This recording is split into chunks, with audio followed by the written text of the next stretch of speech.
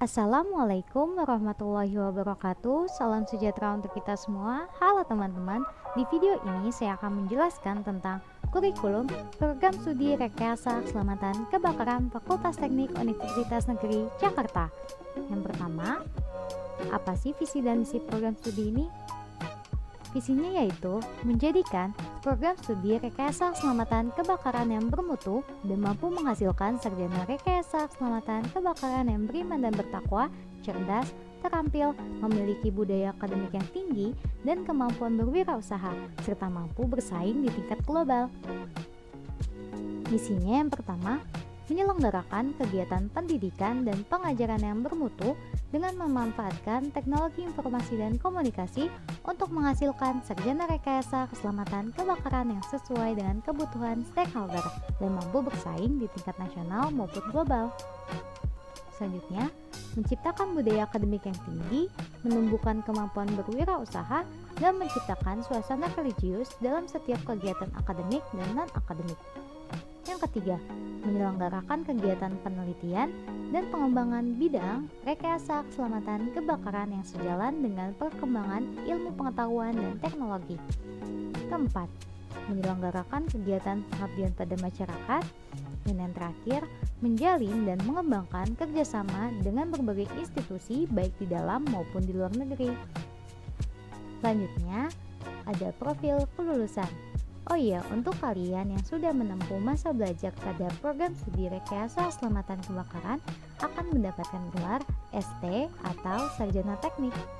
Nah, yang pertama ada Inspektur Kebakaran, yaitu petugas pengawas dan pemeriksa yang berhubungan dengan pemadam kebakaran dan penanggulangan bencana.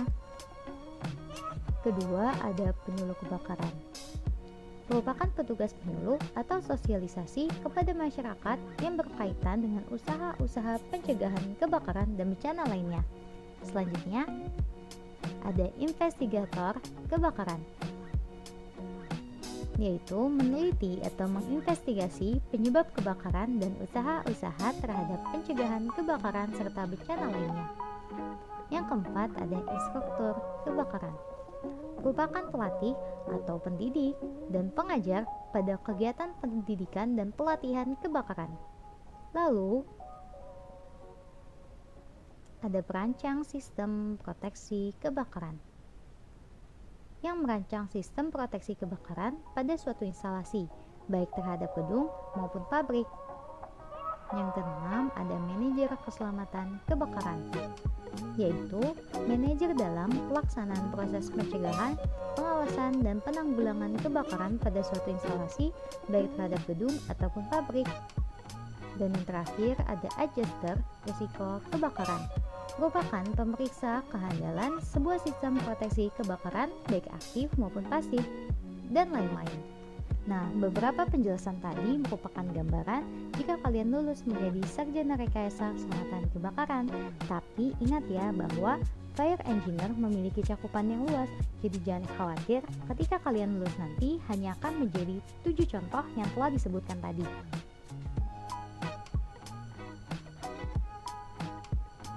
Ini adalah quote, "Courage is not the absence of fear, but rather the judgment that something else is more important than fear." Yang artinya, keberanian bukanlah tidak adanya rasa takut, melainkan penilaian bahwa sesuatu yang lain lebih penting daripada rasa takut. Wah, semoga bisa menjadi salah satu kalimat penyemangat kalian ya. Oke, kita lanjut. Kemudian ada kompetensi atau capaian kelulusan. Kompetensi ini dibuat berdasarkan Standar Nasional Pendidikan Tinggi dan Kualifikasi Kerja Nasional Indonesia. Adapun kompetensi program studi rekayasa keselamatan kebakaran secara garis besar ialah: yang pertama,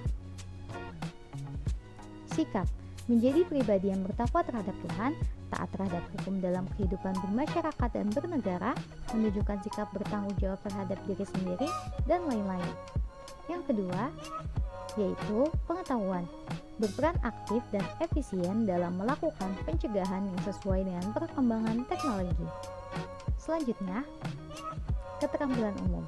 Mahasiswa lulusan rekayasa keselamatan kebakaran mampu berpikir secara logis, kritis, sistematis, dan inovatif dalam konteks pengembangan atau implementasi ilmu pengetahuan dan teknologi yang memperhatikan dan menerapkan nilai humaniora yang sesuai dengan bidang keahliannya.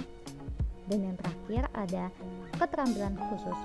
Dengan menerapkan ilmu rekayasa keselamatan kebakaran untuk pencegahan, penanggulangan, dan penyelesaian masalah kebakaran dengan mampu mengambil keputusan yang strategis berdasarkan analisis informasi dan data, serta memberikan petunjuk dalam memilih berbagai alternatif solusi dan sebagainya.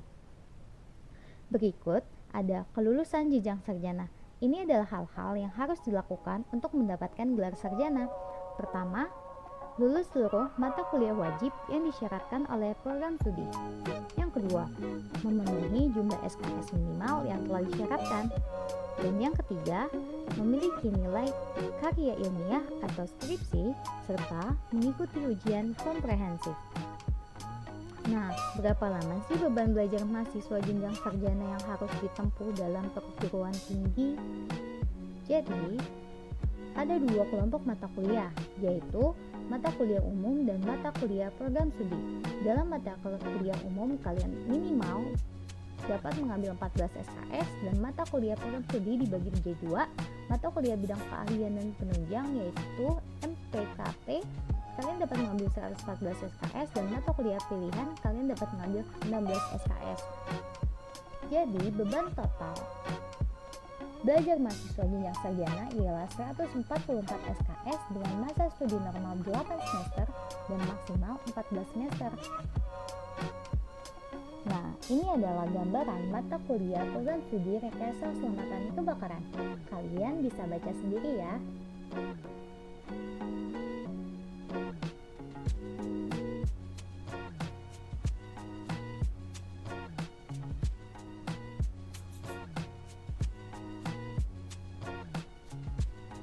Dan untuk kepeminatan dalam program studi rekayasa keselamatan kebakaran ada dua. Yang pertama, kepeminatan rekayasa keselamatan kebakaran. Dan yang kedua, kepeminatan pendidikan dan pelatihan keselamatan kebakaran. Kalian dapat mengambil dua kepeminatan program studi ini di semester 5. Selanjutnya, ada alur cuti. Jadi, kalian sebagai mahasiswa boleh banget untuk mengajukan alur cuti, tapi dengan cara yang pertama, mengajukan permohonan cuti kuliah kepada wakil rektor bidang akademik. Yang kedua, permohonan disetujui oleh dekan atas usul koordinator program studi. Dan yang terakhir, mahasiswa tersebut mendapatkan surat keterangan cuti yang dikeluarkan oleh Biro Akademik, Kemahasiswaan dan Hubungan Masyarakat. Oh iya, untuk alur cuti minimal semester 3 ya. Oke, next ada peraturan akademik. Jadi ini adalah peraturan untuk mengetahui berapa SKS maksimal yang dapat diambil berdasarkan IPS atau indeks prestasi sementara. Terdapat 4 kategori, yaitu yang pertama, jika IPS kalian lebih dari 3,5, maka SKS maksimal yang dapat kalian ambil adalah 24. Kategori kedua, jika IPS kalian 2,75 sampai 3,5, maka maksimal SKS yang dapat kalian ambil adalah 22. Dan yang ketiga, jika IPS kalian 2 sampai 2,75, maka maksimal SKS yang dapat kalian ambil adalah 20. Dan yang terakhir, jika IPS kalian kurang dari 2, maka jumlah maksimal SKS yang dapat kalian ambil adalah 12. Untuk kalian yang belum tahu SKS adalah satuan kredit semester. Nah, jika kalian cuti, maka akan mengacu pada jumlah IPS semester sebelumnya. Dan jika kalian mangkir, maka hanya boleh mengambil 12 SKS. Mangkir merupakan mahasiswa yang tidak melakukan registrasi akademik. Jika kalian melakukan selama 2 kali berturut-turut, maka kalian akan kehilangan status sebagai mahasiswa. Ini adalah penilaian dalam indeks prestasi. Jika kalian hanya mengambil 1 SKS dengan nilai A, maka kalian akan mendapatkan bobot nilai 4. Tapi jika kalian mengambil 2 SKS dengan nilai A, maka kalian akan mendapatkan bobot nilai 8. Begitupun seterusnya. Nah, di sini adalah kriteria kelulusan mata kuliah. Yang pertama, nilai batas kelulusan mata kuliah untuk jenjang sarjana dan diploma ialah C. Jika kalian mendapatkan nilai C-, maka dengan berat hati kalian dinyatakan tidak lulus dan kalian dapat mengulanginya di semester genap atau ganjil. Yang kedua, terdapat mata kuliah tingkatan seperti kalkulus 1, kalkulus 2, fisika 1, atau fisika 2. Untuk mengambil kalkulus 2, syarat yang harus kalian ambil adalah kalian harus mengambil kalkulus 1. Tidak harus lulus, yang penting kalian tercatat bahwa kalian pernah mengambil mata kuliah kalkulus 1. Dan yang ketiga, saat memperbaiki nilai, yang diambil ialah nilai hasil terakhir, bukan yang terbaik. Contoh, jika kalian mendapatkan nilai fisika 1 C dan kalian ingin mengulang tetapi kalian mendapatkan D, maka nilai yang akan diambil adalah yang D. Maka perhatikan dengan baik ya. Nah, ini adalah tips tata cara menghubungi dosen. Yang pertama, perhatikan waktu. Jangan sampai kalian menghubungi pada saat waktu istirahat. Waktu yang ideal adalah jam 8 pagi sampai jam 9 malam.